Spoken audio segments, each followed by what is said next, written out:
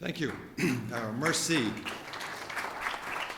Unfortunately, that merci approximately exhausts my knowledge of French, so you'll have to bear with me in English. I spent 13 years at the University of Texas, and a lot of people ask me why I left. This is an email that came from the coordinating board of the University of Texas. Your last name is your password. If you have any questions, or if you've forgotten your password, please contact the coordinating board. So I thought by moving into the tech sector, I could get away from this kind of thing. And so here's a form that I had to fill out. It was not at Microsoft, but I'm not going to tell you which of Yahoo and Google. So you can see you fill in your name, what's your relationship to the person above, self, at least that's the first answer, and then it says next, self need not answer the following question. Hopefully the cloud is going to enable less of this, let's say, unintelligent forms in the future. To motivate what I want to talk about today, I have an opinion poll from the Harvard Business Review. A majority of executives don't think they have the knowledge that they need to prepare themselves for the coming technology. And in fact, the executives are even less confident about the people that work for them. I think actually in fact, it's the executives that think they know everything they need to know. I think those are the ones that are in the most trouble. And I have a relatively simple thesis to put forward. We're about to enter the most disruptive change that we've faced in more than 100 years. And I'm going to illustrate that, those points. But this is, dramatic changes are coming, such that we have not seen before. And what's causing those changes, approximately speaking, are just cheap devices. That is, where video cameras that were security cameras used to cost $500, you can now buy them for $10. Now they aren't quite as reliable as the $500 ones, but if you put in dozens of $10 cameras, you get a much more reliable system. Here's an illustration. This used to be a joke, by the way. Only 10 years ago, asking a search engine where your keys were is something that people laughed about. Today, you put an NFC tag on your keys, and Cortana can tell you where your keys are. And typically, they're just in your pocket. I almost can't keep up with the analysts' estimates of how much the Internet of Things is going to transform society. So Gartner says that we're looking at $1 trillion in 2020. In this estimate of McKinsey, they say $6 trillion in 2025. But in fact, McKinsey has now revised that estimate upward just in the last 2 months to be $11 trillion. So what? 10 trillion euro. I was skeptical about this. About such a large change. I mean, this is on the order of 15% of world wealth. How in the world are we going to produce this kind of change? But I now want to illustrate how many things are going to change for us across the board. So just to give an example,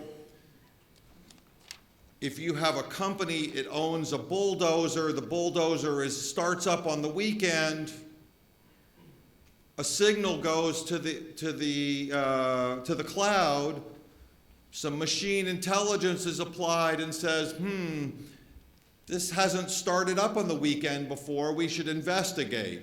A drone is dispatched. The drone sends back video feed, which is analyzed, and it identifies that that it's not a company employee who started up the bulldozer, and the police are dispatched, and the bulldozer is rescued before it's stolen. I park in a parking lot that has 20 video cameras. Those video cameras cost around $500 a piece. Instead, the way this will be done in the future is that every parking space will have its own $10 video camera. There will be hundreds of or even thousands of video feeds which will be analyzed on the cloud. This is a massive increase in the amount of data. In fact, the estimates are 4 years from now that we'll have a tenfold increase in the amount of data that's being stored. I have a video which we don't think actually runs, and it doesn't. And not only does it not run, I need this picture. Unfortunately, we couldn't get the video to play for reasons unknown. Almost certainly it's my error. What the video would have illustrated is, in real time, we can now tag what images are. So this video actually shows a sequence of different scenes, and it tags the items in the scene. So you see dog and grass and tree and so on. But then there's another video of a child roller skating, and it identifies the person, it identifies buildings, and so on. We've now, for the first time, can identify images, what's in images with machines better than humans. So that is to say, we can tag the items in photographs. And what's impressive about this accomplishment, about identifying with machines what's in photographs, is the judge, that is, the test, is done by humans. So that is, we give humans a blind test, some images tagged by humans, some tagged by machines, and we ask them which are better tagged, and they pick the machine more often than they pick the human.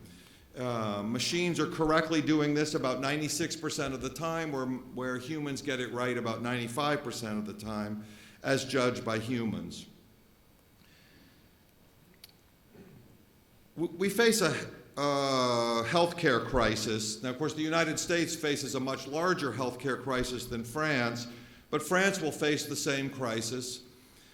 Japan actually faces it the worst because Japan has the largest ratio of old people to young people. The problem that we face is the bulging retirement population. In fact, it's at its root, the nature of the problem is that people like me are living longer. That what society needs is for me to die, unfortunately. Or we're going to have to automate healthcare. We're going to have to run healthcare much more, and in fact, 75% of healthcare expenditures are for chronic diseases. Much of the healthcare that's done for chronic diseases can be automated. It's identifying pills, it's identifying, distinguishing from things that are serious from things that are not serious. Much of that can be done with sensors and robots. And so look for healthcare of the future to involve robots in a big way. This is one of my favorite examples. Today, a farmer treats a field with pesticides on a schedule. Every month, every 2 months, depends on the crop, but there's a schedule and the entire field is treated. In the future, we'll have, not that long in the future, we'll have sensors in the field that detect insect activity. Pesticides will only be applied to affected areas, that is where the insects were detected. At least one estimate holds that with 10% of the current pesticide use, we can actually kill off the insects more effectively. So we can use 1/10 as much in the way of pesticides and yet have larger crop yields. The same applies to both water and fertilizer.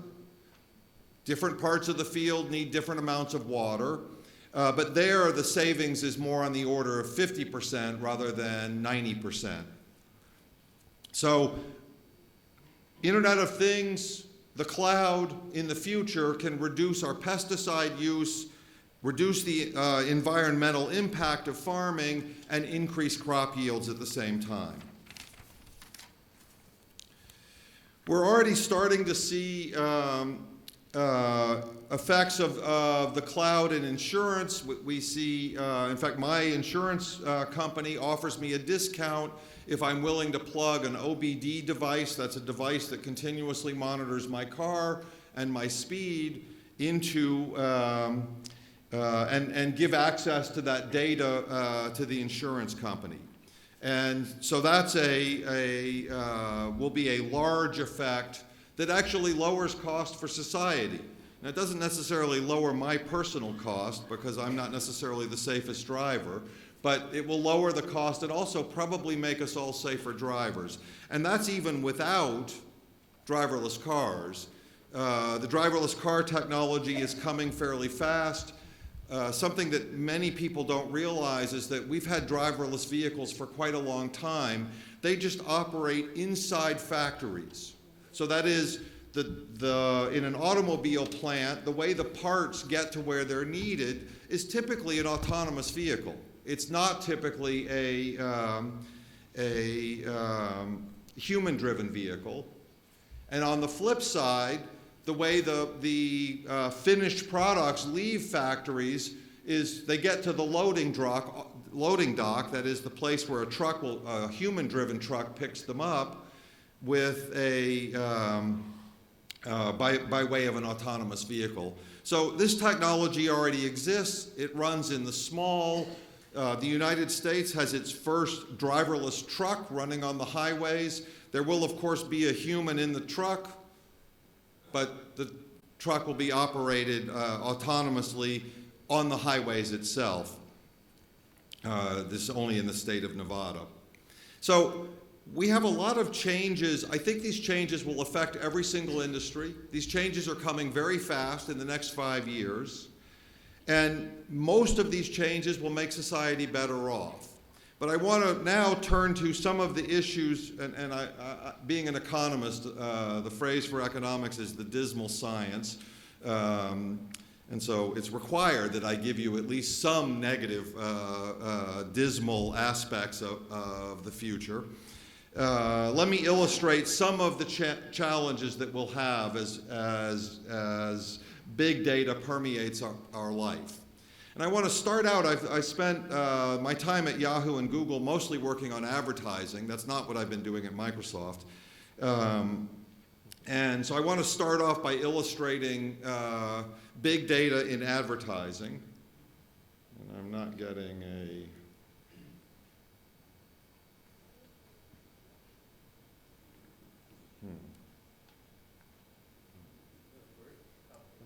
It just stopped. It likes this slide.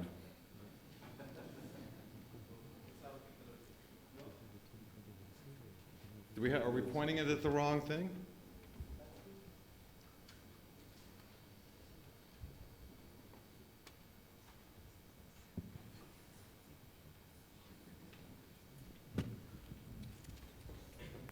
Oh, we lost the whole slide deck. The answer is there's a bug. I'm sorry. The answer is? There is a bug. There's a bug. Well, it came up at the right time because that's actually what I'm talking about, are the bugs. Are they able to get it back up? I'm sorry. It's not Microsoft technology. One hopes not, but actually, it's one of the reasons I always thought it was a pleasure to work at Microsoft is that when you plug a Microsoft computer into a projector, it tends to work, and that's not the case with some of our competitors. And we are on the correct slide. So this is a famous quote to John Wanamaker. Half the money I spend on advertising is wasted. The trouble is I don't know which half. At Yahoo, I was in the business of selling advertising technology measurement. We built tools to help advertisers measure technology. And I had an advertiser say, I don't need your tools. I've already measured the effectiveness of my advertising. And he whips out a slide that looks like this. And so on the vertical axis is their revenue, their in-store revenue. And on the horizontal axis is the advertising spend. And we asked them, why do you spend more? And the red line that was on the graph through them is the average of the slope. And they say, look, for every dollar of advertising spend, I get approximately $5. I realize the units are very small to see, in additional revenue. So I have an exact measure from the slope of that line of my advertising. And so we asked, why do you spend more some of the time and not others?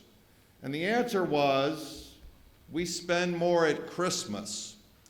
So the stars here represent their spend at Christmas, and the square dots are their spend outside of Christmas. And so what the theory under which that line represents the effectiveness of advertising is the theory that says if you don't advertise, Christmas won't come. So they effectively didn't measure advertising effectiveness at all. We were able to point this out and actually sold them the product, our advertising measurement product. We pointed it out politely, and I will continue to be polite and not identify that particular advertiser. One of the problems that, the nature of the problem with this advertiser is that they haven't done randomized trials. They haven't randomized their advertising spend. So the data that they've got confuses the time of year and advertising spend and won't let them separate those. They can't separate advertising spend from the holidays. And as a result, you can't learn if the data doesn't contain the thing that you want to learn. The problem that we face with big data is going to be what's called spurious correlation. Lots of things are correlated that aren't really related to each other. And I want to illustrate with some humorous examples. So these are all true, by the way. And if you want more of them, there's this website, tylervigen.com. So this is U.S. crude oil imports from Norway and drivers killed in collisions with railway trains. They're very correlated. If you just looked at those two series, you'd say, yeah, those look like the same series to me. And the point here is if I have hundreds of thousands of different time series, I'm going to find things that are correlated that aren't really related to each other.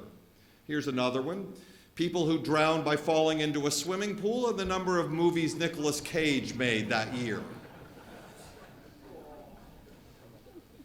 You know, what economists would say about this is that it really gets the turning points well. That's the hard part of prediction, is to capture the turning points, and here they capture the turning points. By the way, with this short of a time series, you can correlate, if you just have every actor, you can correlate any series with the films that actor made, some actor made. Not every actor, but some actor. Finally, The Age of Miss America and Murders by Steam, Hot Vapors, and Hot Objects. Again, very strongly correlated, 87%, and one hopes that The Age of Miss America isn't causing murder.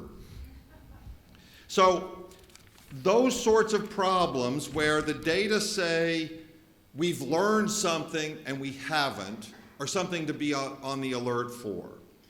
In addition, and I believe the previous speaker actually discussed this at some length, we face a lot of security challenges coming, and I want to illustrate some of those. The nature of the security challenges that we face. Why is security so hard? It's basically because we're plugging a lot of random devices which run random apps into our systems, and then we have on top of that human nature. And this company, Netscope, estimates that 14% of business credentials have already been compromised. This is something of a train wreck. So here are some headlines, relatively recent headlines. A hacker has figured out how to send a fatal, like if you have a drug pump for diabetes, they've figured out how to send a fatal dose of that medicine to you. In South Carolina, somebody managed to hack into the computer systems that operate a chicken farm and killed 300,000 chickens in one evening. They did it by just increasing the temperature. It turns out chickens, I didn't know this about chickens, but they're very temperature sensitive, and they were able to increase the temperature enough to kill most of the chickens.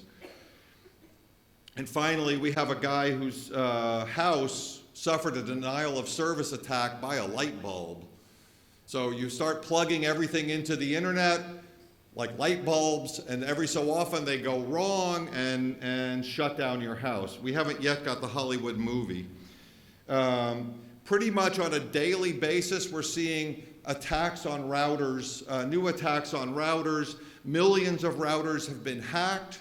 Routers are desirable from a hacker's standpoint because they sit right on the edge of the internet, so they're connected directly to the internet. They don't have to go through security.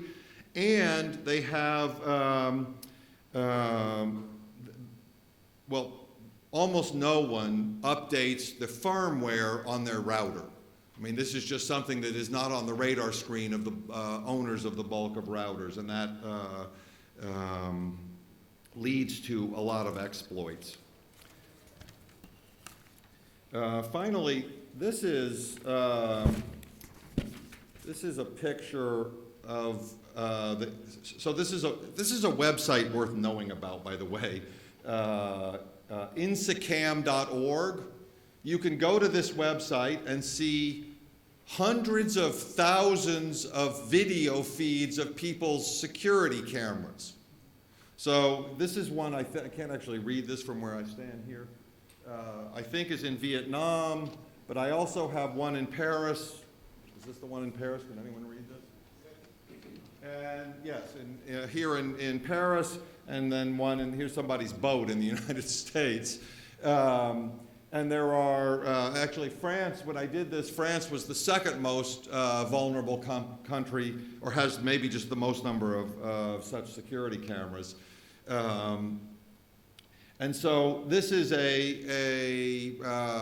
going to be a continuing problem for society, is our vulnerabilities. So why are we investing in this stuff if it's causing so many problems?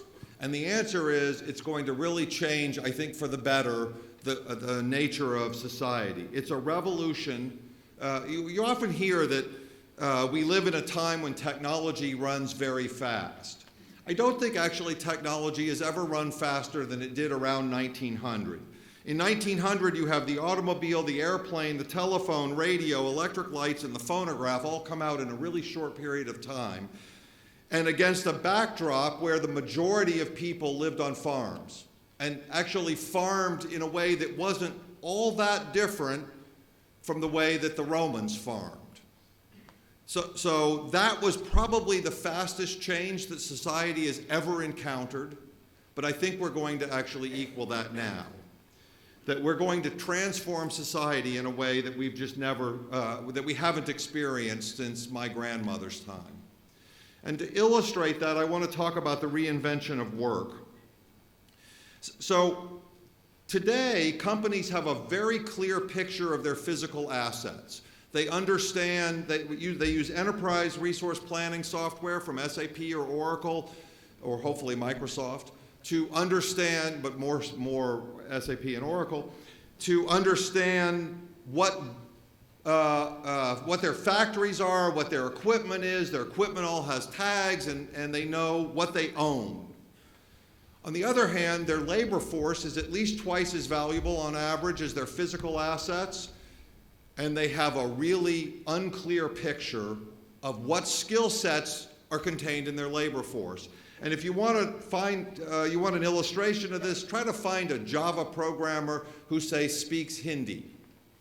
And you don't even have a search mechanism for finding that. This is something that will change in the next 5 years. In the next 5 years, we're going to have lots of products. Microsoft's version of this is called Delve, but there are going to be lots of products that help us understand our labor force much better. And what that's going to allow us to do is change the nature of work. So something that we're all familiar with, where we used to argue about things, we just look it up online. We have a just-in-time information revolution that allows workers to be much more productive wherever they are. In fact, I'm fond of saying it doesn't matter whether I'm in Paris, at home, or in my office, I'm equally productive. This is a graph from the NBER, the National Bureau of Economic Research, and what it shows is every recession knocks out routine employment. Mostly that routine employment is being replaced by machines. our labor is getting progressively more non-routine, that is to say, more intelligent, more creative. More creative workers demand a different work environment. This estimate from Mary Meeker says that 1/3 of Americans are now freelancers. I think that's excessive. That is to say, I think there's a lot of double counting going on in this.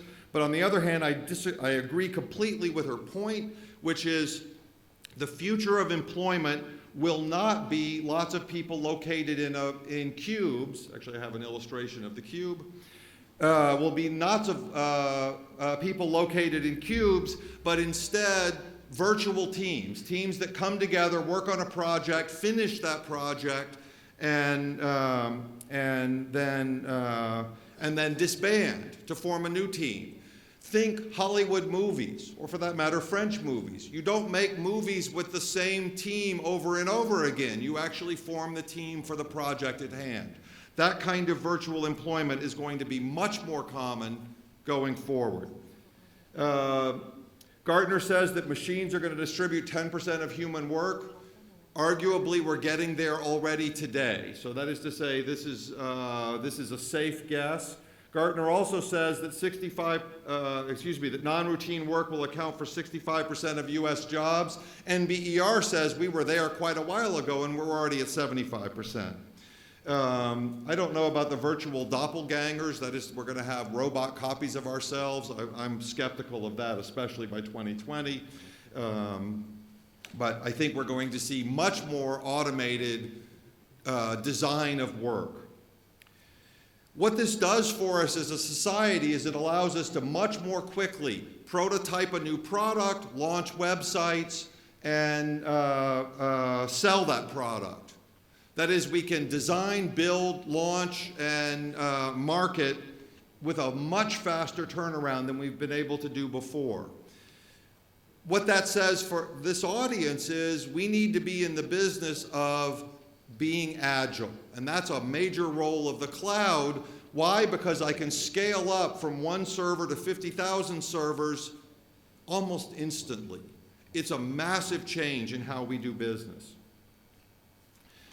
So, in summary, these 4 inventions, mobile, cloud, Internet of Things, that is, cheap devices, and machine learning, are going to just transform society in a way that we haven't experienced in our lifetimes. It's going to create lots of new opportunities, and the workplace will change rapidly. Thank you.